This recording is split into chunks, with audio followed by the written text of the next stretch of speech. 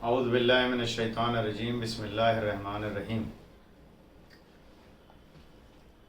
سرکار مصطفیٰ حضرت محمد مصطفیٰ صلی اللہ علیہ وسلم فرماتے ہیں، بہترین قول اور بہترین موعظہ، بہترین نصیحت اور بہترین قصص کتاب خدا بند کریم ہے۔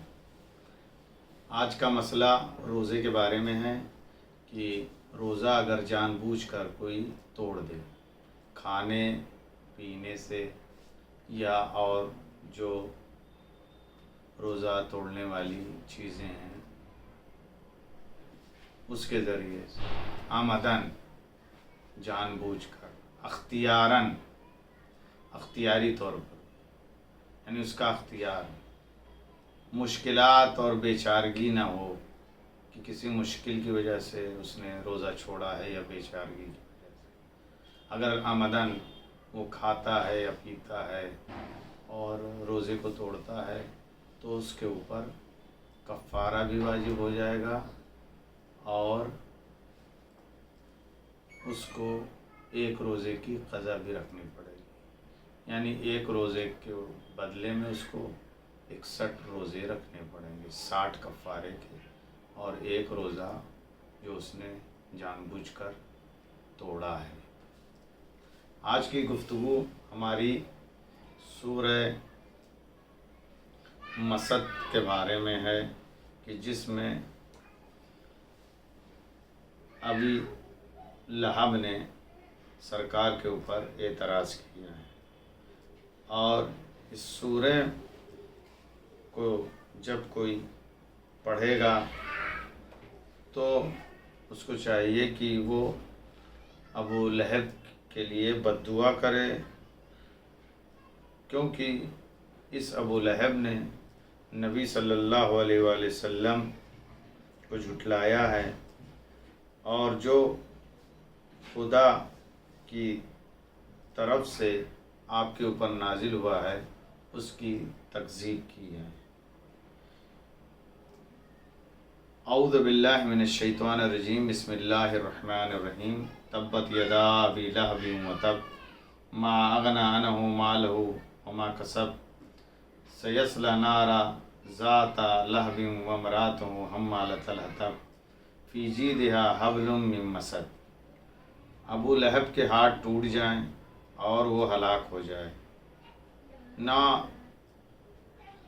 اس کا مال ہی اس کے کام آیا اور نہ اس کا کمایا ہوا سامان ہی، وہ عنقریب بھڑکتی ہوئی آگ میں داخل ہوگا اور اس کی بیوی جو لکڑی ڈھونڈنے والی ہے اس کی گردن میں بٹی ہوئی رسی بندھی ہوئی ہے۔ سورہ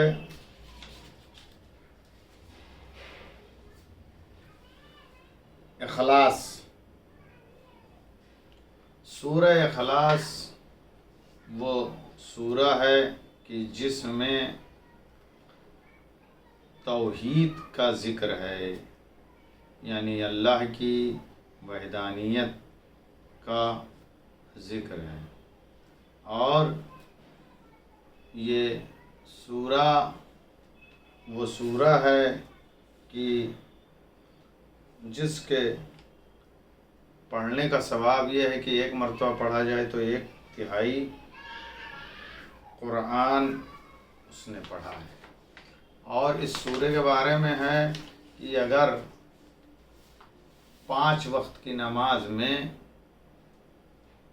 فجر، ظہر، عصر، مغرب، عشاء، اگر ان 5 نمازوں میں اگر کسی بھی نماز میں اس نے اس سورہ کو نہیں پڑھا ہے تو گویا اس نے نماز نہ پڑھی ہو۔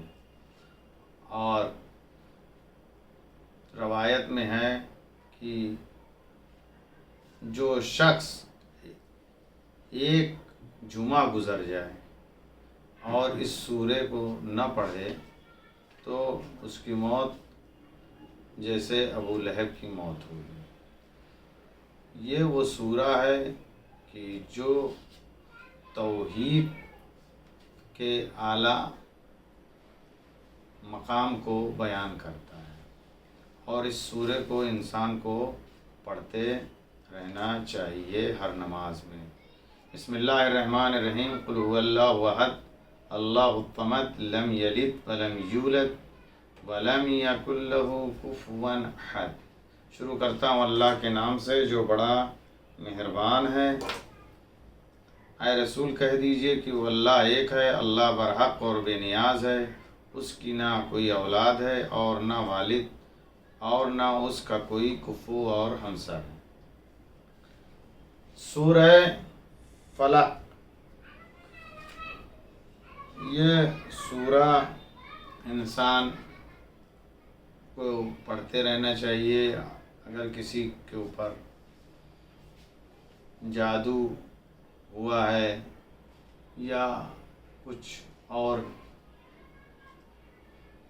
بیماریاں لاحق ہوتی ہیں تو اس سے اس کو نجات ملے گی۔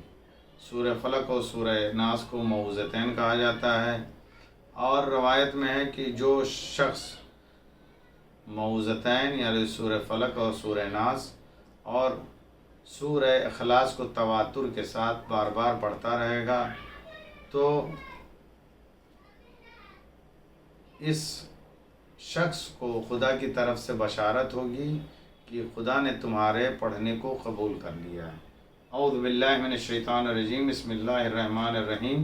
قل اعوذ برب الفلق من شر ما خلق ومن شر غاسق اذا وقب ومن شر النفاثات فی العقد ومن شر حاسد اذا حسد۔